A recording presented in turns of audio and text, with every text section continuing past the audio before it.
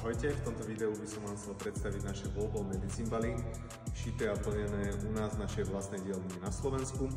Tieto medicimbaly sa volajú wall-ball práve preto, pretože všetky hmotnosti majú rovnaký priemer 35 cm. V našom prípade máme všetky hmotnosti rozlíšené rôznymi farbami, práve preto, aby logistika počas tréningu bola oveľa jednoduchšia, nakoľko tréner môže povedať iba farbu cvičencovi a on ju rýchlo nájde.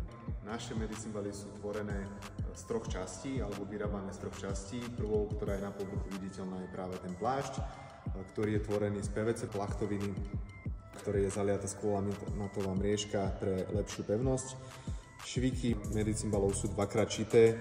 Prvá vrstva je z odolnej, vysokopevnostnej nite, ktorá sa mimochodom používa aj na horolezecké úväzy, a druhá je práve tá oderu odolná, aby jednoducho aj v prípade častého používania ten spoj vydržal čo najviac.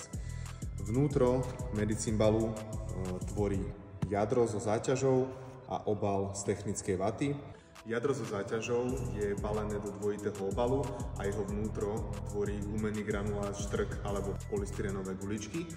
Na rozdiel teda od ostatných medicimbalov, kde sa často používa piesok, ktorý sa vám môže aj cez malinké poriky vysypať. V našom prípade sa to nedieje, pretože používame riečný štrk s frakciou 3 až 5 mm, a teda ten gumený granulát, alebo v nižších hmotnostiach práve polystyrenové guličky, aby sme dokázali udržať ten objem na tým 35 cm priemer.